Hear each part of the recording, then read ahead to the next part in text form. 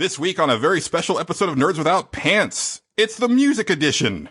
I am Julian, and I'm joined as always by Justin. This is my favorite episode of the year, Julian. I get to talk about my two favorite things in the world, music and video games, and music in video games. What could possibly go wrong?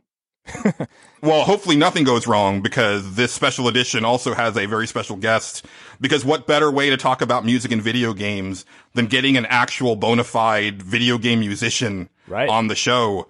Very excited to announce Megan McDuffie. Thank you for being on the show, Megan. Yeah, thanks for having me. Yeah, I'm very excited. Now, normally when we have a guest on who's never been on the show before, I'll tell them before the show, oh, you don't have to take your pants off because you're a guest, but taking your pants off is kind of the whole gist of your EP. So I feel true. like it's kind of in the wheelhouse, so I think we're good. Yeah. Yeah, that is very appropriate. Yes. Yes, definitely, tell the listeners a little bit about yourself. And I definitely like to know, how you got started in making music, but especially making video game music, because I feel that's such a, specialized thing and not like a big thing with musicians as far as oh yeah, I'm going to make music for a video game. Well, it goes pretty far back. I've been doing music since I can remember, pretty much. Started with piano lessons when I was 8, kind of transformed into piano and voice lessons and choir and musical theater and all that fun stuff. And in college, I figured out that I wanted to do film scoring. That was kind of my focus. And so I really studied up on scoring practices and orchestration. So I can write a symphony if I choose to. But video games was kind of an offshoot of films. It was just I am looking for work, doing music for media. And I love video games. And the first game that I did was actually through somebody I met at GDC, which was awesome. It's hey, networking works. Yeah, so that was back in, I want to say 2013 was when I did one of my first games, and it just kind of went from there. Cool. What was that first game that you worked on? That first game was a little game called Mimic Arena, and it's still available. You can play it on Steam, and it's great. That was actually a really cool challenge. I had to write little snippets of music that were all in the same key, all in the same tempo, using the same instrumentation so that the game could basically randomly generate different loops that would fit on top of one another and blend in with one another seamlessly. So that was kind of an interesting challenge. Yeah, I'm super fascinated at how that works because, we've done these musical specials for every year for the last 7 years. And one thing that I've really been talking about a lot as we've gotten further into this generation is that I get a little bit bored with modern music because it sounds so much or modern video game music, sorry, because it sounds so much like epic, sweeping, classical type music that fades into the background because most games are these big open world affairs where they don't really know where you're going to be when a piece of music kicks in, where older stuff like 16-bit era and stuff like that, I mean, they were much simpler and they're very repetitive loops, but they were repetitive loops that you can listen to for hours on end. I mean, The Legend of Zelda, the first game, it's 3 music tracks, right? Yeah. It's the title screen, the overworld, and the underworld, and that's it. But I can still listen to that on for hours now. But I just find that really interesting, how that actually works, how you actually are able to get that hook, but keep it from being A, repetitive, but B, also just flow into the game really well. Yeah, that's ultimately the challenge with game scoring in general, right? Is to make your loop interesting, but not distracting. Right. I know, we'll talk about it later on in the episode, but River City Girls was one of Justin. I haven't played it yet, to be fair, but Justin just went crazy for that soundtrack when he played the game a little earlier this year. Awesome. It's still my walking to the store music on a loop. It's great. Yay, that makes me so happy. Oh yeah, like I said, like Julian said, we're going to talk about it later. I'm really excited. I will probably fanboy out a little bit, so fair warning. Okay, I am prepared. All right, preparing you.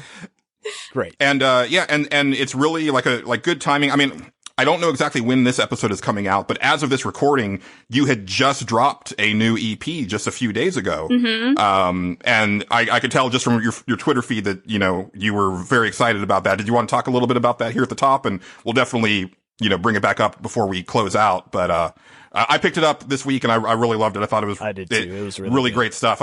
Awesome. I'm becoming aware that I'm really into synthwave, and I didn't really know that until just like a couple years ago. I was like, oh no, this is Julian's jam. That's amazing. Thanks so much for picking that up, you guys. That's super cool. That project I started a little bit earlier this year. They're songs that I've always wanted to cover, and the time had just kind of felt right for releasing something that wasn't part of a film or a game or a trailer or in collab with anyone else, because normally I work with other producers. That's like part of what makes me money, really, is that people hire me to write vocal parts and sing on their tracks. And this year I worked with it's well over 30 other producers. So, that was like, okay, finally there's an album that I can put out that exists just for the sake of art. So that felt really awesome. And, I always attracted to these songs, and part of kind of my inner soul is sexuality. And I was like, okay, I'm going to explore these songs using sensuality and do them in my, signature gritty synth pop kind of style. So yeah, that's how that's how it came about. The Muse track on there, like I'm a big Muse fan, and I love. Oh, sweet. I love that song, and I was like, this is a context to this song that I would have never put together myself, and it's awesome. Like, it's so cool, and thanks. If you're out there listening to this podcast, go check it out. It's really good. Absolutely. I appreciate that. Yeah. And it seems like it's got like a lot of good buzz for you. Like, I think, that River City Girls soundtrack really like kind of got you a lot of new people coming towards you. I mean, that's how we found you. Our former co-host Angelo is also a big music fan, and he was like, "Hey, I think you need to get Megan McDuffie on your show." And I was like, "I don't know who that is." And he's like, "Most people didn't." He says, "Oh, well, she's the one who did River City Girls, and she's really active with her fan base." And I said, "I'll give it a go, but like we're a small show," and I was really happy that you responded to us and you're here. This is a blast. Woohoo! We'll definitely. Yeah, behind the scenes, I was freaking out during that conversation. Sorry, just had to jump in and say that. I was like, oh man, hopefully she comes on. That'd be great. Yeah, because Justin can see, like, he also monitors the Nerds Without Pants Twitter feed, but I'm the one that does all the interactions. So he sees everything, but then I would text Justin like, "Hey, I think this is going to happen." He's like, "I know, I saw." That's great. Yeah. Speaking to what you just said, that River City Girls kind of brought attention to me as an artist, that's 100% true. Like, the album I just did would not have had the reception that it had if River City Girls hadn't happened earlier this year. It's been crazy how many people are like, "Oh, you exist! That's awesome!" And then go down the rabbit hole of my past work. Right. Oh no, it's great. Yeah. And I mean, I'm a big proponent of supporting smaller artists. I mean, we're a smaller podcast and we're friends with other small podcasts. And it's one of our big podcast, friends, Mike Fallick. He calls us, he says like it's very punk rock, like the type of podcasting that we do, because we're not in it to get like, these big sponsorships or anything like that. We don't have a Patreon or anything. We're just here to podcast and talk about video games. And, I love the idea of, getting to get an artist. Like, I would say you're definitely an up and coming artist. Like, I think that, if you weren't a name in like video game music before, definitely after this year, you are. And then that's just going to continue to blossom. And then whatever else you want to do is going to be really cool. So fingers crossed. Yeah. And, I was very happy to see, so Justin and I, there wasn't like when we were picking our music, it didn't have to be from games that we played or games from 2019. It just so happened that I think both of our lists ended up being all games from 2019. So I was very happy when I saw the games that you picked. I was like, okay, cool. Like, we've got some stuff that isn't just from this year. Yeah, right. Definitely not from this year. I played them this year, but they're all old. Which is totally fine. That fits in with our podcast very well because cool. We'd like to not be super dated, or we play a lot of old games on here. So yeah. Perfect. Yeah. Yeah, I mean, when we do, like, I don't know. Our next episode will be our Game of the Year episode, and I haven't finalized my list, but I'm pretty sure that a game for a couple years ago was on that top 5. Still not quite sure, but it's been holding steady at around number 3 or 4 for a while, so we'll see. But yeah, Megan, would you like to introduce your first piece of music? Sure. Let's see here. What do I want to pick first? I mean, does it matter? It doesn't matter. No, there's no order. It's not like we're not like ranking them or anything. Yeah, These are just pieces of music that we really liked from games that we played this year. Okay, cool. Unless you want to hard rank them, you're entitled to do so. Nah, that's not fair. Yeah, I agree. Okay, let's start with the Subnautica track, Into the Unknown.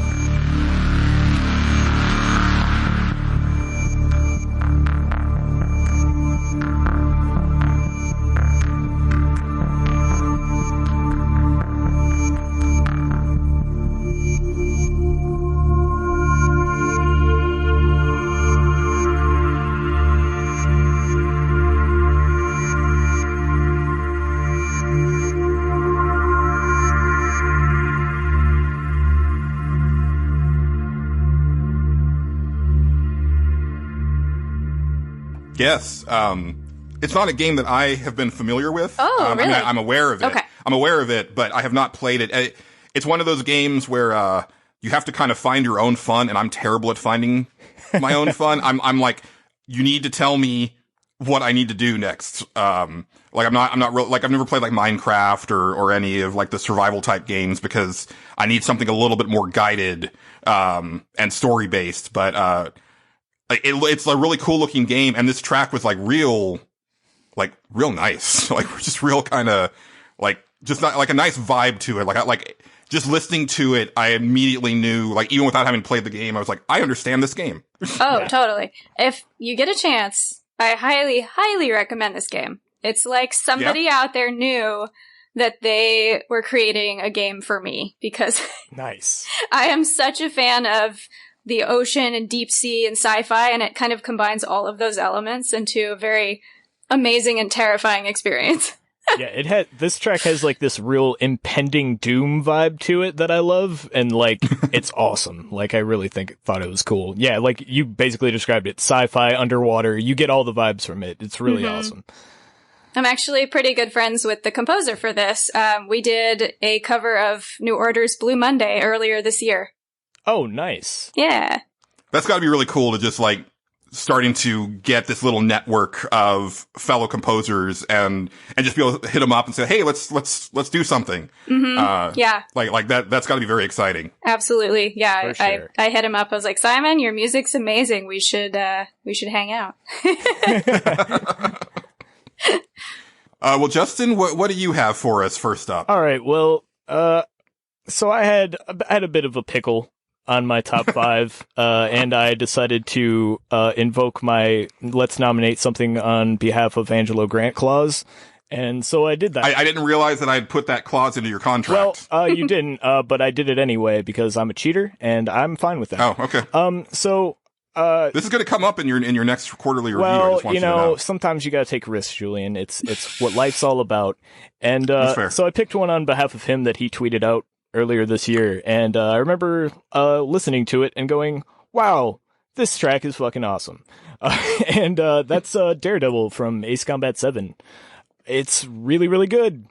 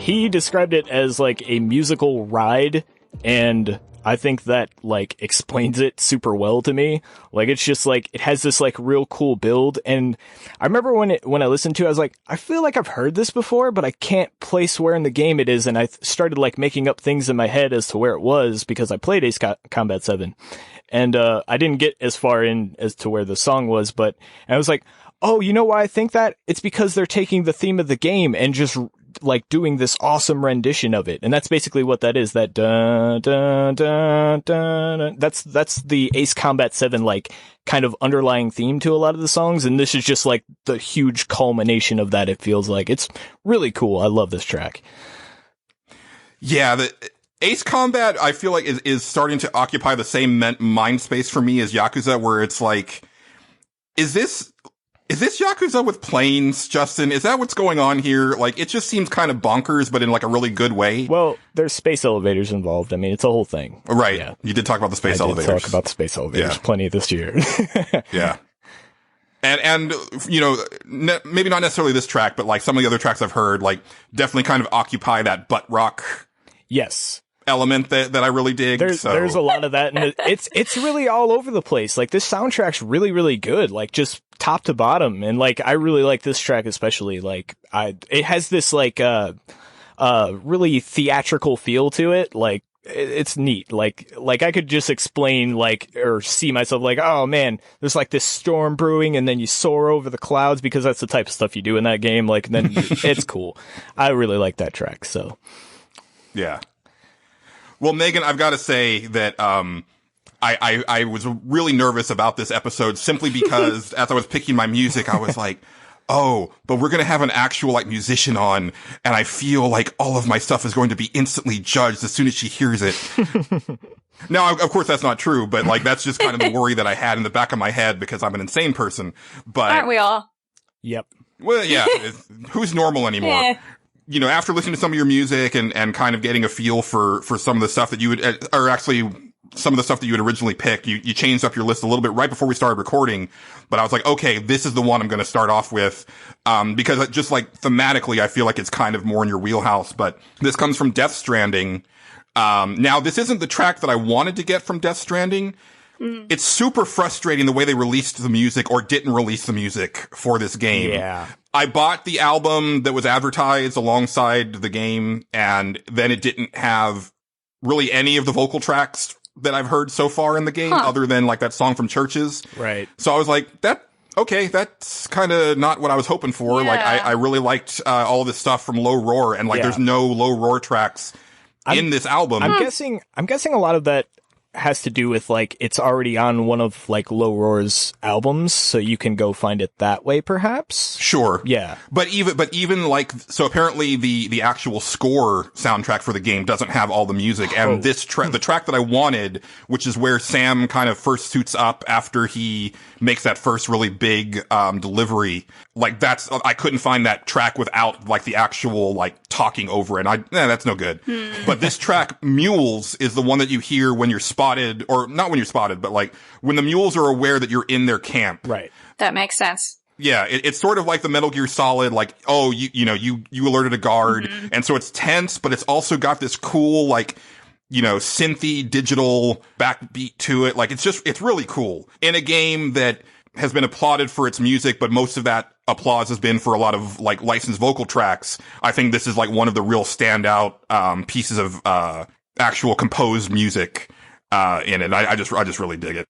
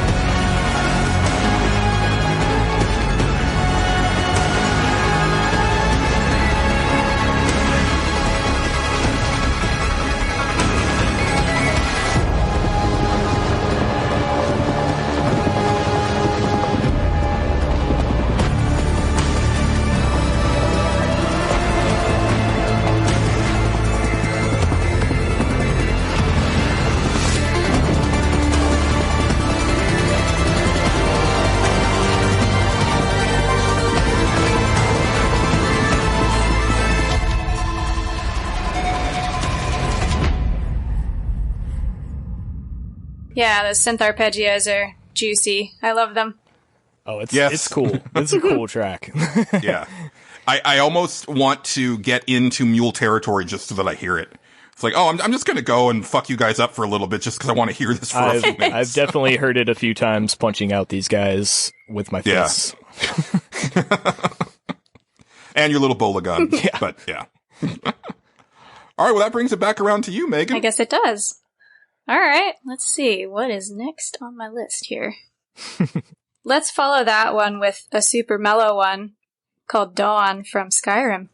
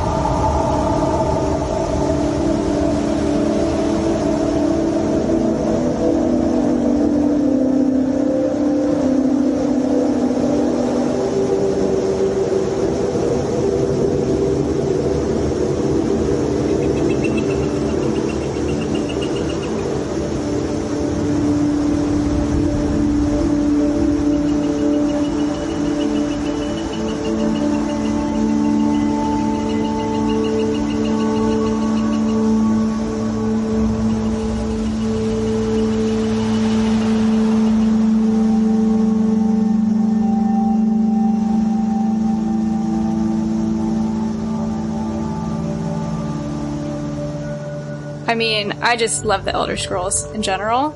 I could tell. Yeah, Oblivion is one of my top 5 games of all time, and I recently got back into Skyrim this year. I was like, I didn't officially beat this, so let's jump right back in and awesome. Create a new character, and yeah, it's just gorgeous. Do you get into the mod scene at all? Oh, man.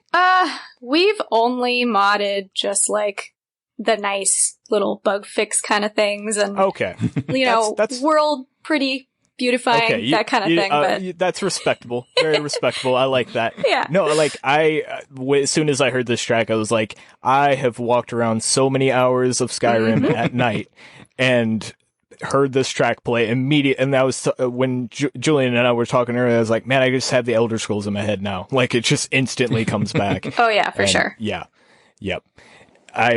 And it's funny because I still hear that track, and I've like actually modded a bunch of like music packs into it to where it plays like Oblivion tracks and all this stuff. And I was like, nice. I'm pretty sure this is Skyrim, but I have to check. So yes. There's no way for you to know anymore because it's all just like this big like Elder Scrolls. I've created the perfect game, so it's the perfect blend. Yes. Just cleanest faces, and then the milk mod, and then all of the music. Oh yeah, that's just milk mod. Yeah, that's a running joke. You I think I've seen that one. Yeah. Okay. Pretty sure. Great. Mm-hmm. Yep. Great. We're on this. I like the sombreros on the dragons. That's one of my favorites. Macho Man dragons is classic. There's a lot of them. Yeah, Macho Man Dragon is my favorite. It's amazing to me that people spend time creating these. Yes. Oh yeah, because it's a lot of time. Yo, yeah. Yeah. It's a lot of work to do all that stuff, and man, I have nothing but respect for it. I wish I was smart enough to do that, but I'm not. Yeah, I have no idea how I would even approach that. Nor would I. Well, Justin, why don't we approach your next song? Well, actually, I guess your first song, since I you guess did my the Patrick first song, thing. because I totally cheated, but it's fine. But my first song, I will kind of rank these. This one, like, was on the edge. Like, I was like, I'm either going with this Ace Combat one or this one. I'm not sure. So there was this game that came out called Hypnospace Outlaw this year, and basically what it is it's a, like, 90s internet simulator. And there was this character in there that you encounter named the Chowder Man. He is an old 80s rock star who is trying to become cool again. And in his attempt to do so, he has become like a Kid Rock parody. So this is like alternate universe, right? So Kid Rock doesn't exist. So this guy basically is Kid Rock now. And throughout the game, you're just learning all these weird facts about him. And there's this entire music scene called Cool Punk that's like making its resurgence and stuff like that. And you get into there's so much deep lore. I was into this like completely made up music scene by the end of the game. And it was great. I loved it. But anyway, this song is played on a part of the game called the Freelands, whereas you go in there and it's all these people who are trying to get out of the oppressive hypnospace world, and they're trying to make their own thing and carve their own path. And while you're in their little, like, space, I guess I'll call it, this song plays, and it's called Ready to Shave, by Hot Dad, which is a great name, who does all of Chowderman's music. He does all of Chowderman's music. And I remember this coming on and being like, what am I listening to? What is this? And like, then I visited something and it went into the entire backstory of what this person thought the song meant.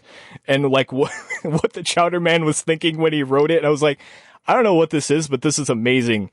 And it's one of those songs where it's like, this could have probably easily been like a 2-minute throwaway funny song about shaving, and I would have laughed and moved on. But the fact that this guy just was like, no, this is a 6-minute epic prog rock masterpiece that I'm gonna put together for this character. So yeah, from the 1989 album Mountain Roar, that's what it's from. Wow. Ready to Shave by the Chowder Man. Yeah, it's so much fun backstory. I loved it.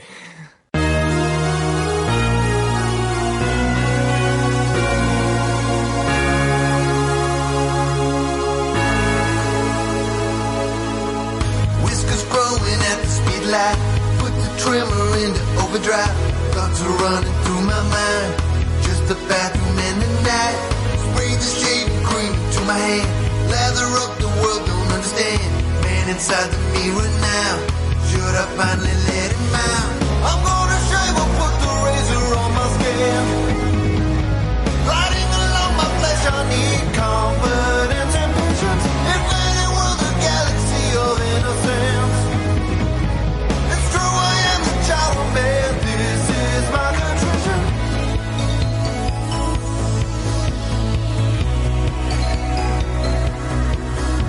I've got the blood and I'm ready to shave. I'm not afraid I won't look away.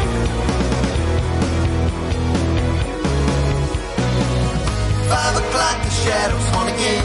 Melancholy darkness from my lips. Appetite, I'll show you how. Want your love, I need you now. Stubble crown, I am the king. Seize the moment, spread my wings. Press the metal to my face. Brave and stronger every day. I'm gonna shave and place the razor on my skin. Gliding along my flesh, I need confidence and patience. A universe addicted to the loneliness.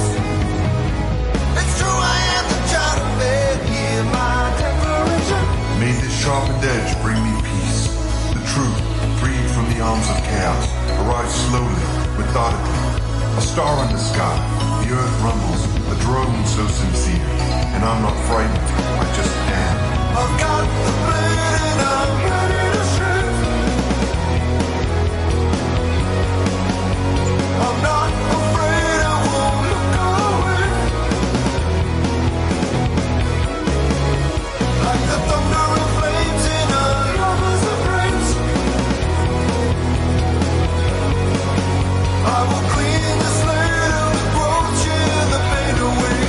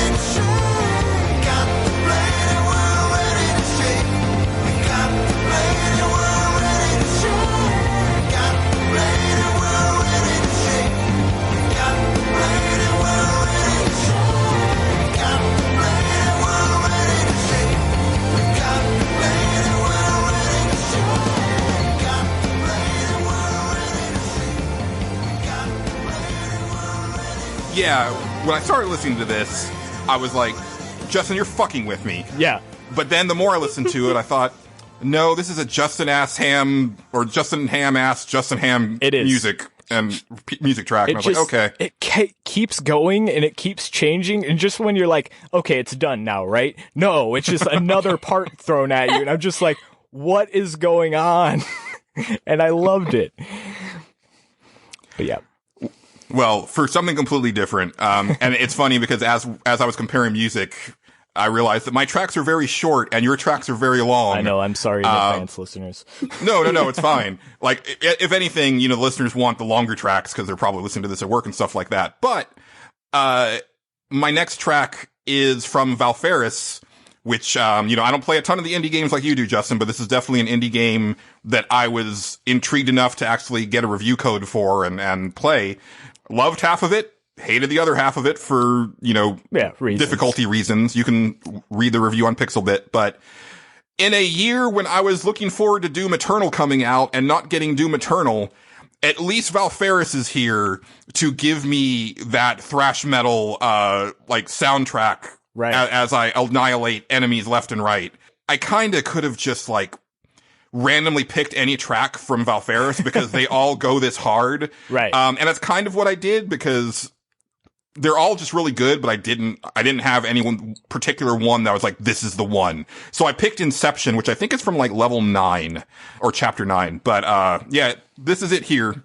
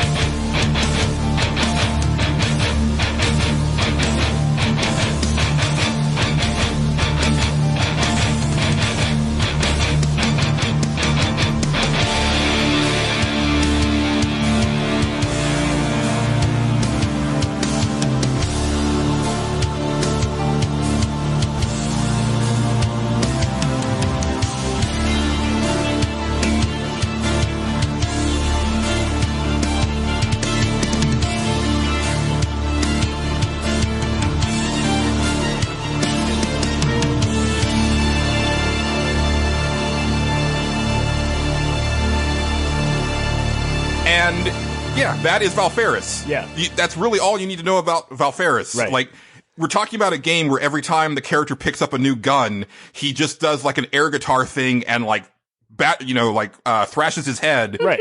And that's Valfaris. It's all metal. Yeah, this track in particular reminds me of a Faith No More track.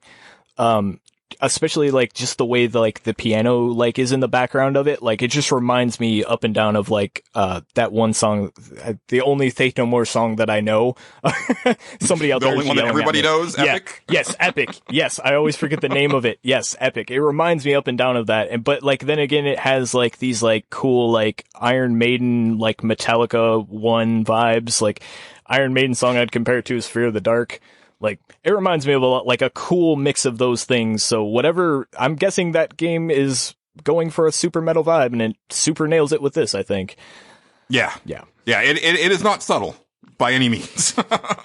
This is definitely a cool track. I mean, definitely hear the influences you mentioned, but I also, like, at the very, very beginning, especially with the tone of the guitars, I just think Tool. Right. Yeah, I can see that too. A little bit. I can see that a little bit, yeah. It doesn't go that, like, melodically or harmonically crazy, but just the tone. They don't go too far into the, like, abstract realm or anything with it. But yeah, the just the way it sounds, I could definitely see that too. Yeah.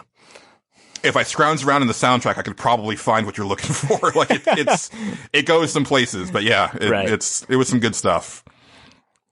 Well, Megan, that brings us back around to you again. It certainly does. I think is this your last? It is, yeah. Okay. Yeah, I only had time to scrounge up 3. Oh no, that's great. Like I wasn't sure if you would even be able to really get some, so I was really pleased to see that you were able to add some to the list. Yeah, this is what is this called? Maze Forest from Zelda Breath of the Wild. Oh yeah. And as soon as I heard this track, I was just it's so I don't even know what it is about it, because the whole soundtrack's gorgeous, but this one stood out to me as just being super, super mysterious and beautiful, and I don't know, it's very mesmerizing, and it kind of gave me Tangerine Dream vibes. Okay. In, like, the repetition and, like, just very small motifs that keep repeating, yeah.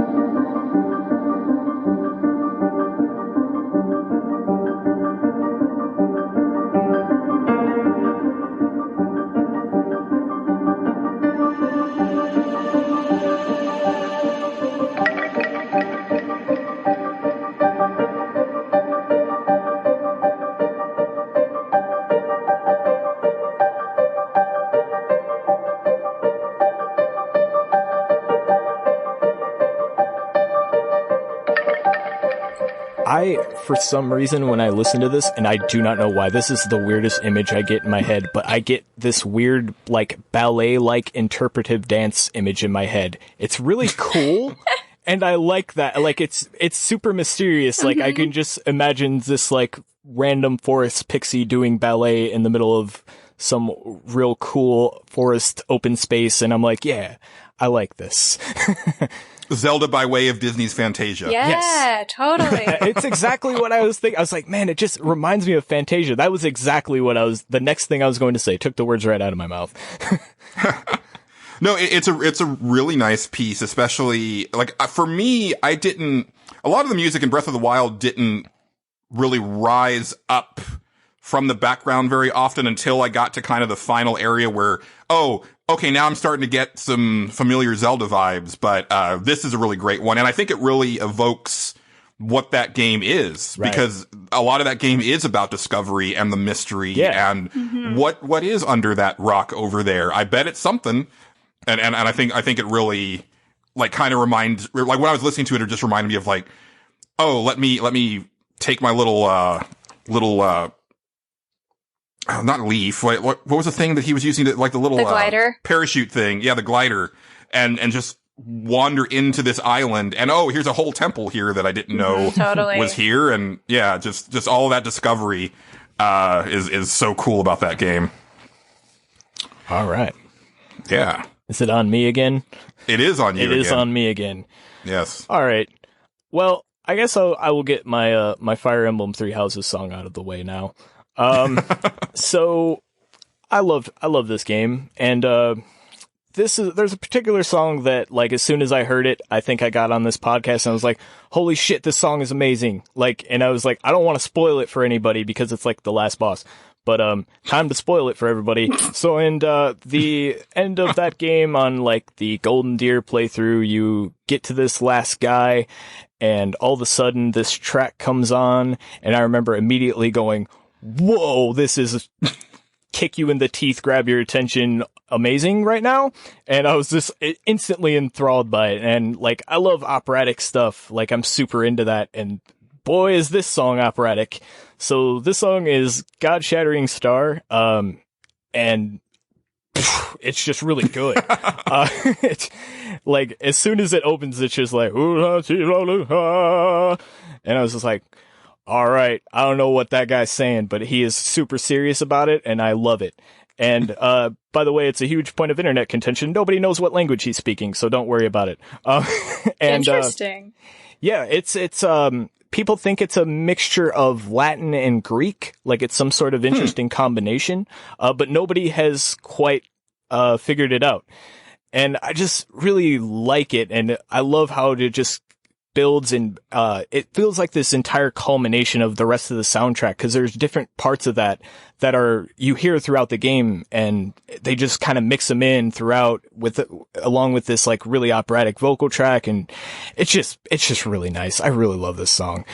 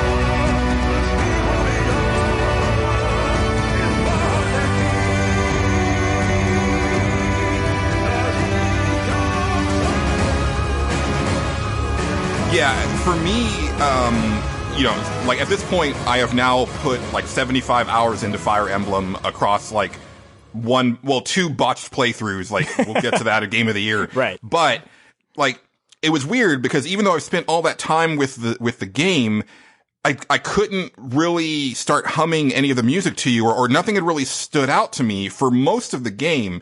Now, this one I hadn't heard until you picked it.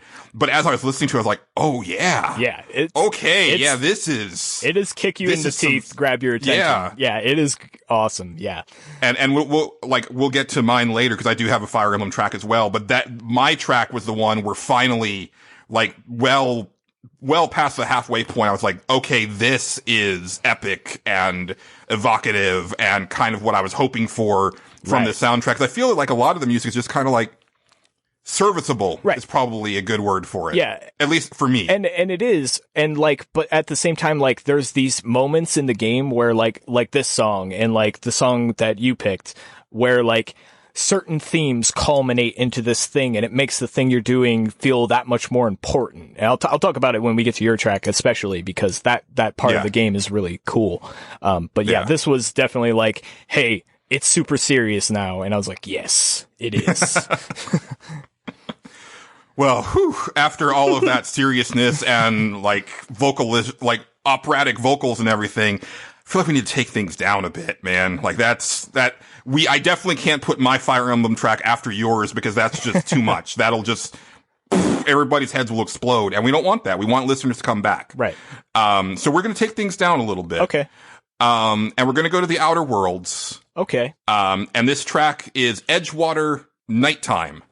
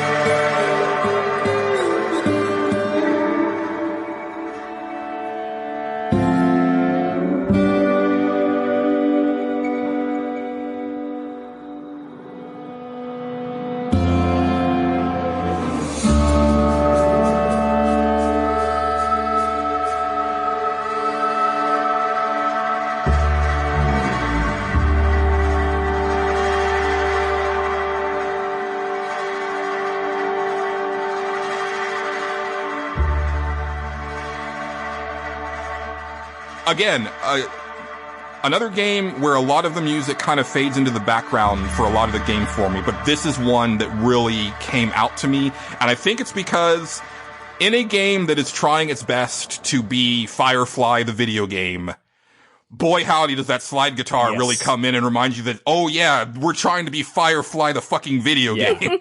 I immediately went, when I heard this song, I was like, man, this sounds exactly like that track from Cowboy Bebop when everybody's on the bebop and Spike's about to do something serious.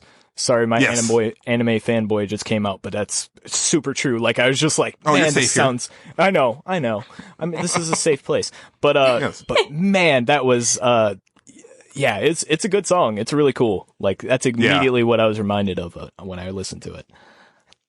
Yeah, and you know, just like wandering, because I guess you spend a lot of time in Edgewater, but I was super happy to do so because this track would come on over and over. And I was just like, yeah, I just kind of want to like kick down a door and get into like a gunfight. I don't know, it just has that vibe to it, but it's in space. Right. It's just, yeah.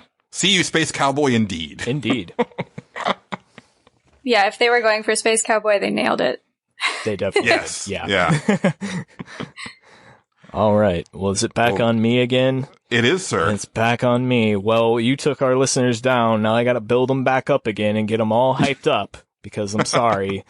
But you're sorry, not sorry. No, exactly. I'm never sorry because I love to rock super hard, and my next track kind of does that. I picked a song from Katana Zero because I think this soundtrack just front to back is awesome. It's so cool. There's just like synthwave goodness. There's like club techno tracks into like just the softest like melodic piano tracks ever. And like, it's so good top to bottom. Like, people should definitely go check that game out, that soundtrack out. It's really good. But this one is from the soundtrack after I bought the soundtrack of the game because I could not live without it.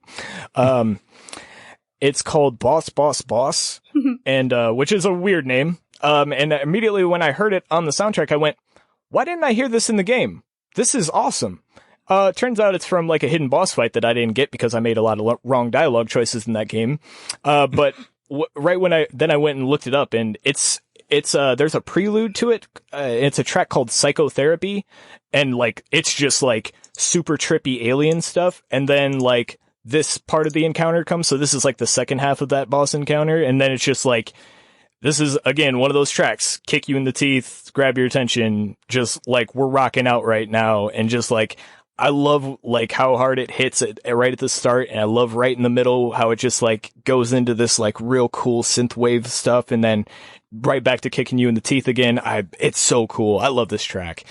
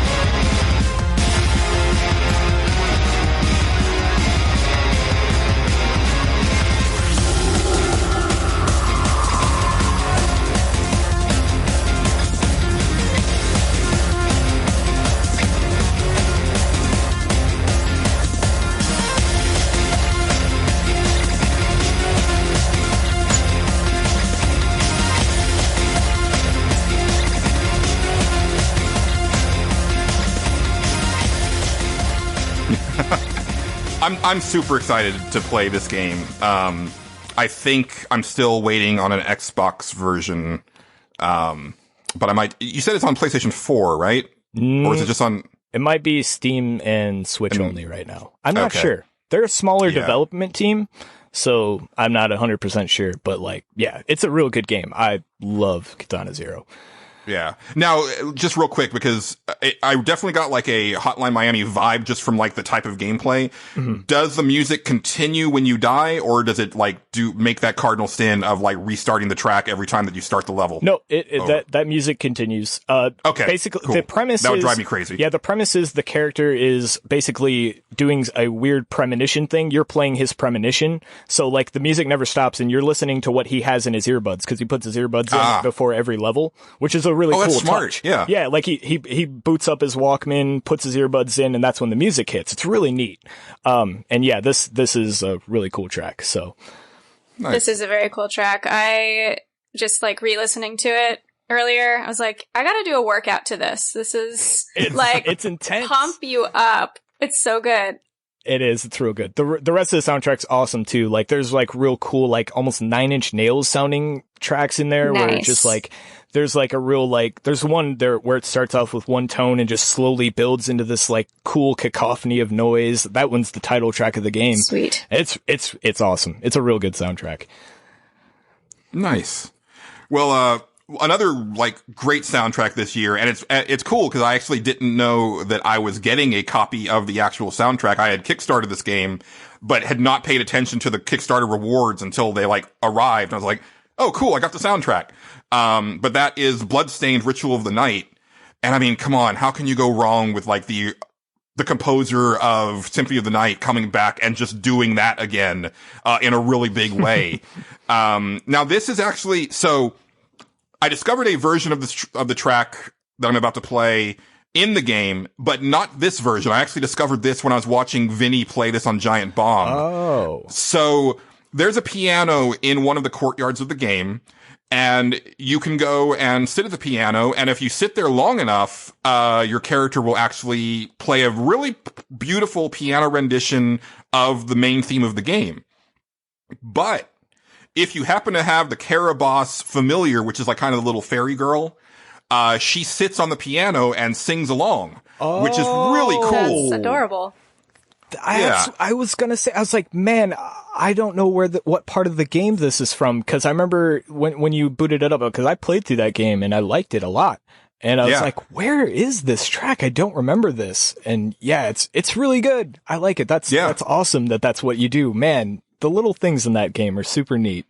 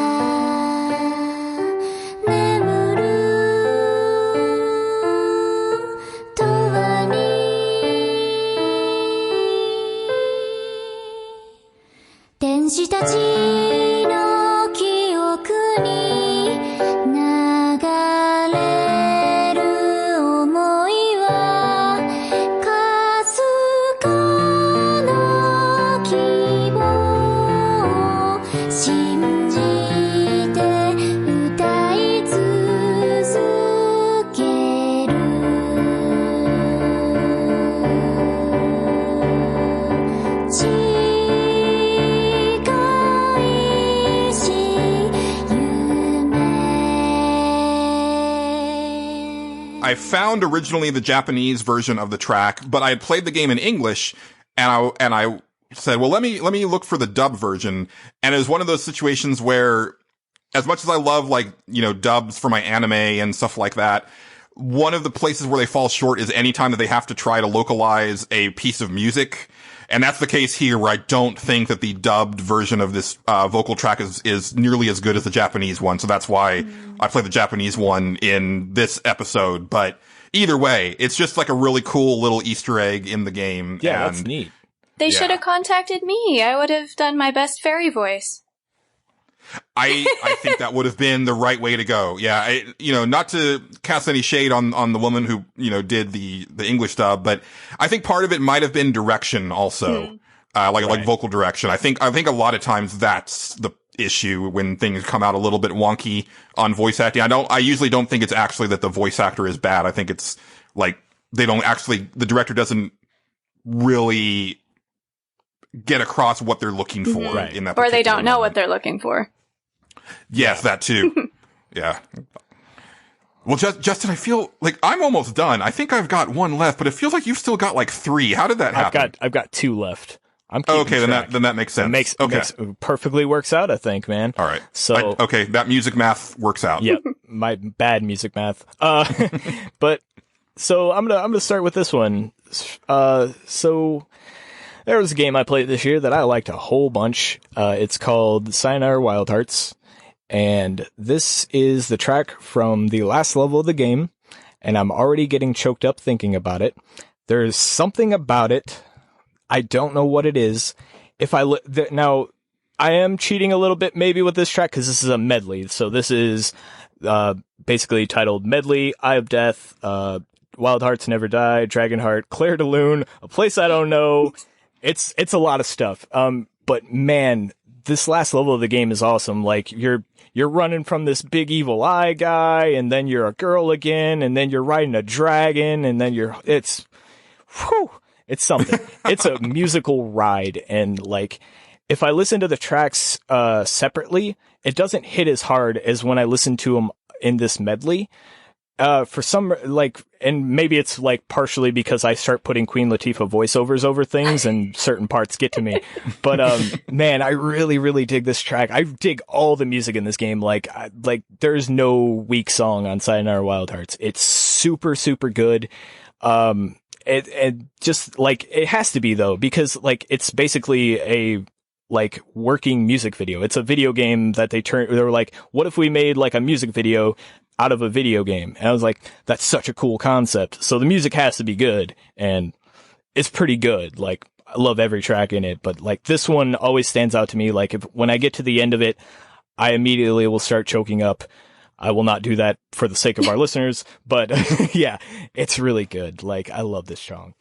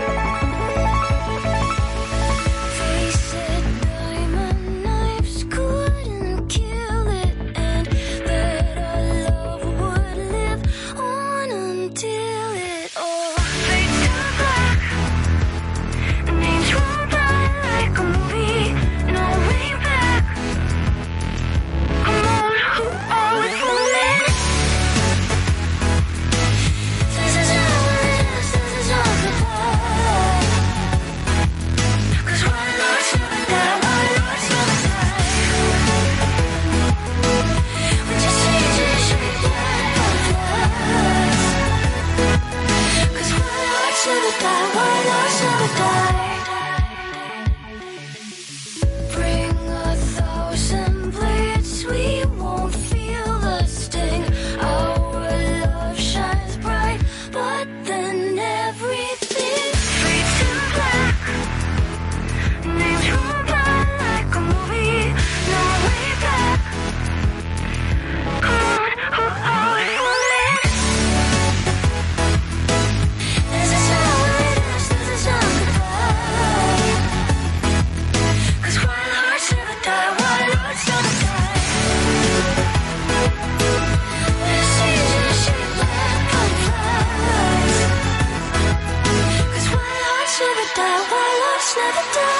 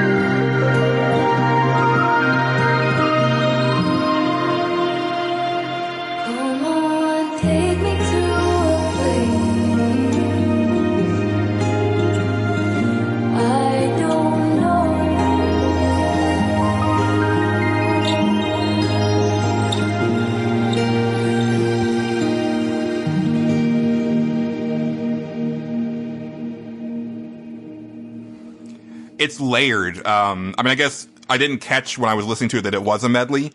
So it was just like, oh, okay. And it just kind of kept building on itself. And I really dug that. As of this recording, I still haven't played more than just the first couple levels of Sayonara Wild Hearts. Yeah. And I think it was like maybe the third level that I got to, where that was like the first track that really was like, oh, okay. Like I'm really digging this. Hang on, it gets better. Trust me. That game goes some places. That's super cool. Now I want to check all of these games out. Yeah. Oh, so, yeah. That's part of the hope of our music special is to kind of like shine a light on games that, I mean, we've definitely talked about in the past, during the year, but also just reminding people, hey, like, if you like music, you should probably check this game out too. Mm-hmm. So. Man, that snare at the beginning of that medley is like the snare to end all snares. It's so good. I love that. Super good. Yeah, I just love how it flows in between every track, and it's so cool. Like, as soon as the vocals hit, I start singing along. I'm not going to do that, again, for the sake of our listeners, but, oh man, I love that. Yeah. Very cool. Well, I've just got my last one, Justin, and obviously by process of elimination, it is from Fire Emblem Three Houses. Right on. This track is Between Heaven and Earth. Now, I'm not going to say anything about what this entails as far as what's going on in the story at this point, but this is not only my favorite track in the game that I've heard up to this point, because I didn't finish it, but also just thematically, like, this was my favorite battle in the game. And then storyline wise, it was like one of my favorite things just so far in the game. And it actually is a callback to a previous part of the game. And man, again, just like I said earlier when we were talking about the other track, it just is beyond epic and just punctuates how important this fight is, and also just reminds you of how far you've come, not just as far as in the length of the game, but how far your characters have come and what they've been through. And yeah, it's an amazing track. Yeah, it's really good. And like, it's basically a kind of almost a remix of the first Grounder Field track, which is Blue Skies in a Battle, which is more of a lighthearted, hopeful version of this song. And then I remember when I got here, I was like, oh, this is that earlier track.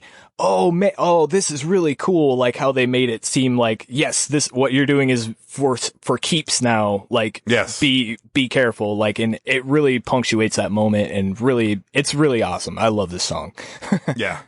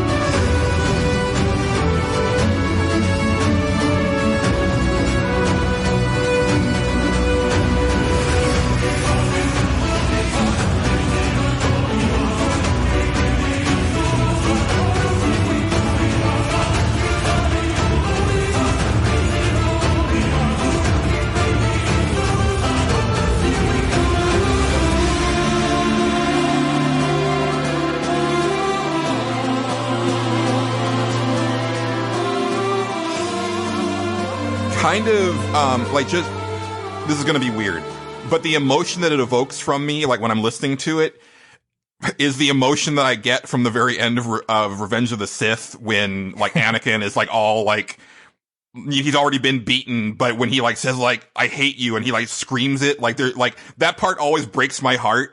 Like, I think it's, like, the one bit of, like, really great acting that they got out of Hayden Christensen. The one. Like, in the prequel trilogy.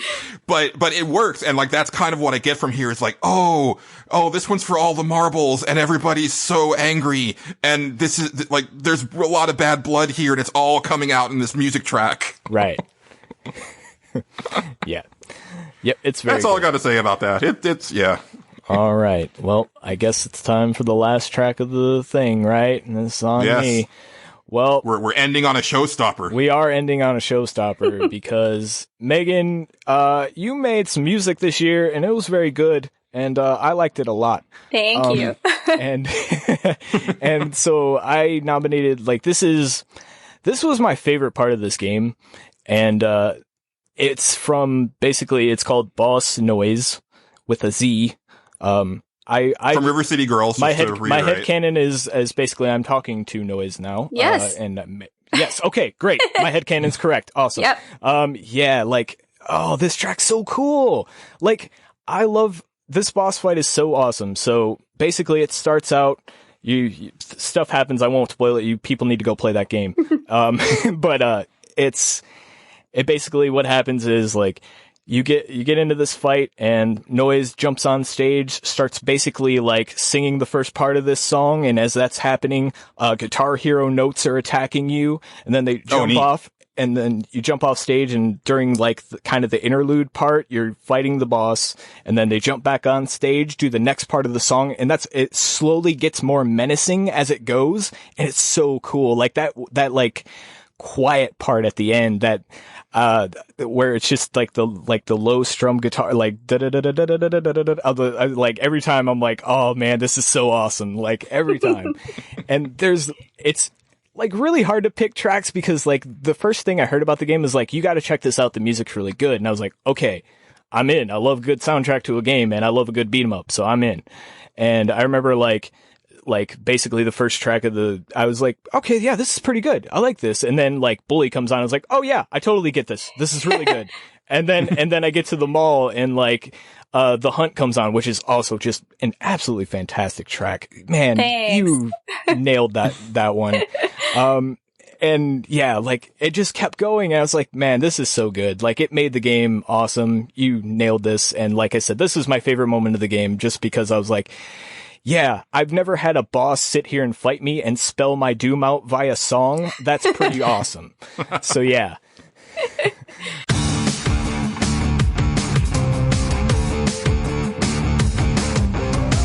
Guess you are rather bold. Finally we meet. So let's give 'em a show. How's this heat? Feeling those chemicals. Call the doctor. You're in trouble. Adrenaline kicking in. Don't you bother. He'll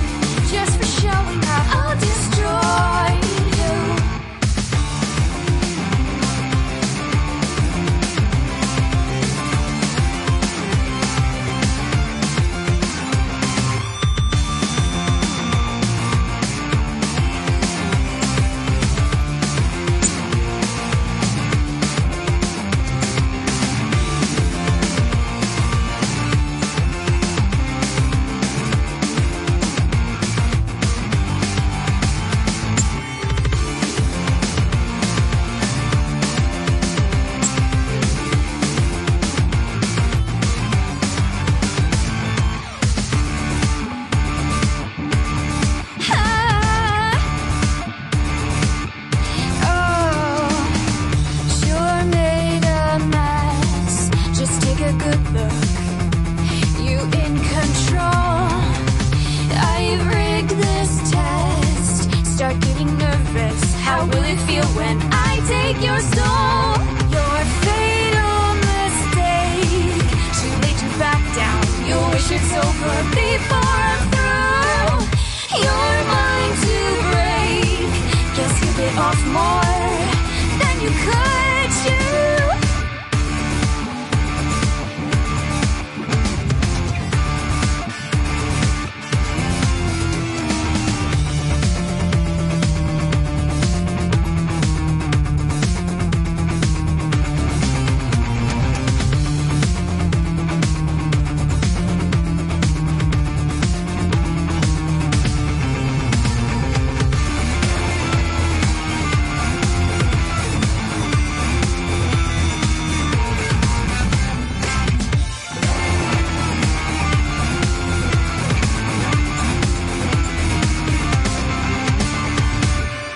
No, I loved this track too. As listeners know, the soundtrack to Double Dragon Neon by Jake Kaufman is like one of my favorite game soundtracks of all time. And I really loved the couple vocal tracks, on that soundtrack. And this really kind of reminded me, or didn't remind me of it so much as it just kind of gave me kind of that vibe and made me think like, oh yeah, like, you know, I really like it when beat 'em ups have like this, like, you know, vocal element to them. And, yeah, it's really cool. It's on the list. Like, I want to play this during the hiatus and definitely picking up the album. I'll go all yeah. meme on you. Do it. Just do it. Good. Yeah, I loved this boss fight. It was one of the later tracks that I did, because I basically did like all of the level tracks and the other songs first, and this was going to be like the quote-unquote most challenging one, because it had to be, you know, specific tempo and also increase in intensity, like you previously said. So this was a fun one. And then it just kind of blew my mind when I finally got to see it, you know, put together. It was like, oh, that fits so well. Yeah, everything in context makes it so much cooler. And yeah, that, man, you did so good, Megan. I just can't say it enough. You did so good. Thank you so much. I worked my ass off on this one. I mean, it's definitely my biggest project thus far, spanning 9 months of work and 50 tracks. Wow. Yeah. It's an undertaking. I've never bought a soundtrack so fast as I did with River City Girls. Amazing. So what's the process like for that particular track? I mean, I would imagine there's a lot of back and forth with the designers, or did they just kind of give you like some notes of what they wanted and then let you go?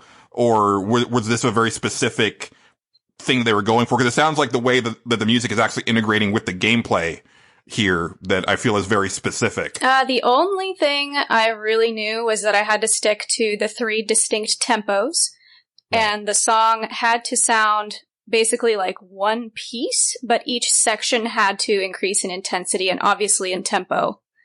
And they were like, okay, she's going to have a full band on stage, so you got to have a guitar.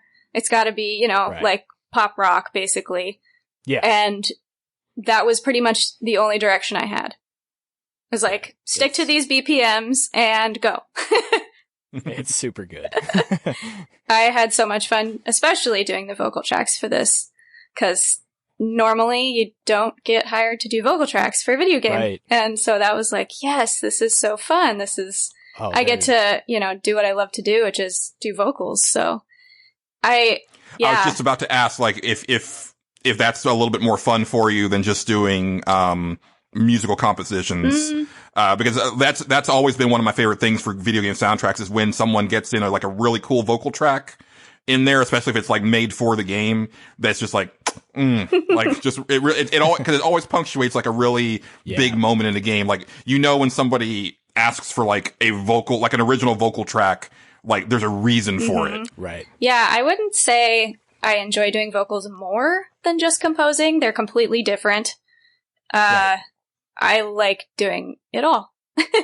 Nice. And it's so cool. Once this project was out, I get to say that I'm like Danny Elfman was to Jack Skellington, right? Because he did all of Jack Skellington's singing parts and all of his songs. So it's like basically Noise is a caricature of me. Like, she doesn't look like me, obviously, but I get to be her, which is super cool.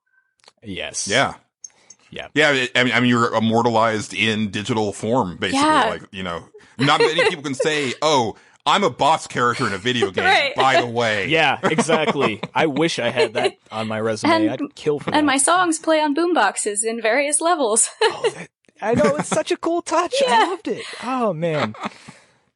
Okay, yeah, I need to get this game like after we finish I've been recording saying this. it for a while, Julian. Get River City Girls. It's awesome. It's pretty damn fun. Yeah.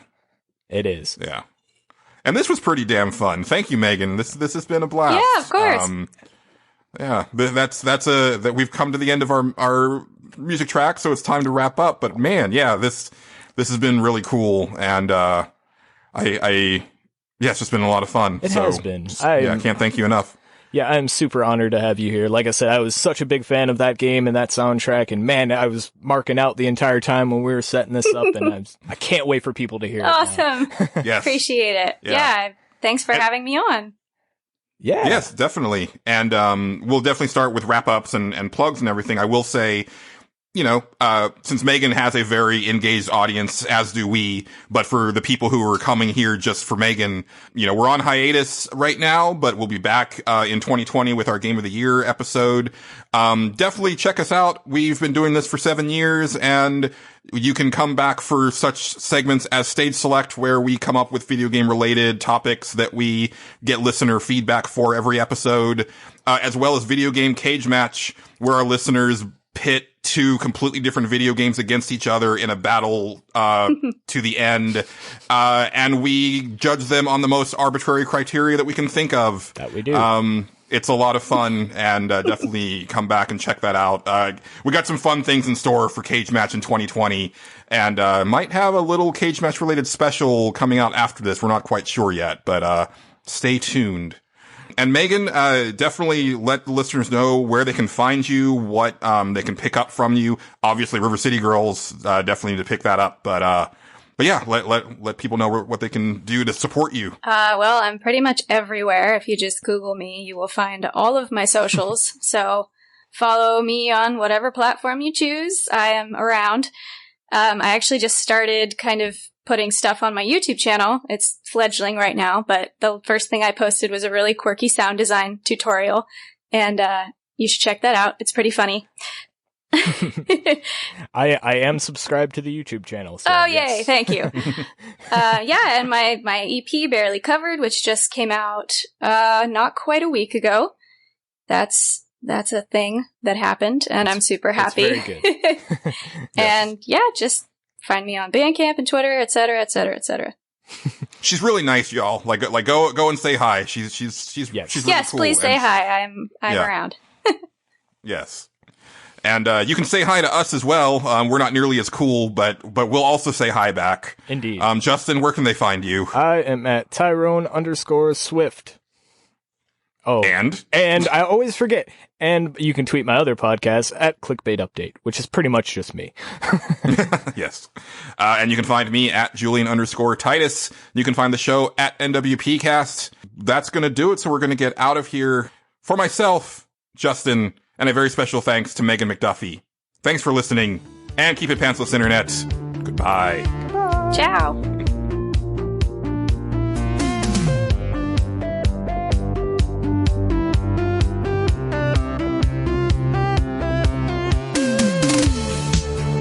One moment and you're gone, but I'll find you for too long. Can you feel me coming like a heart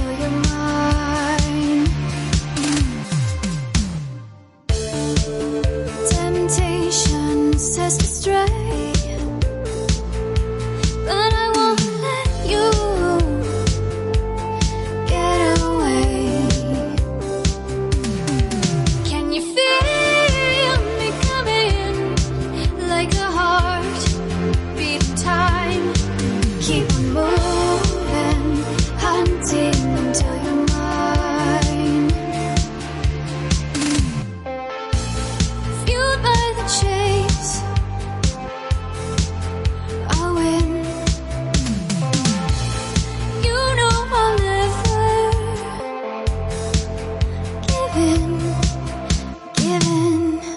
Can you feel me coming? Like a heart beating time. Keep on moving, hunting until you're mine.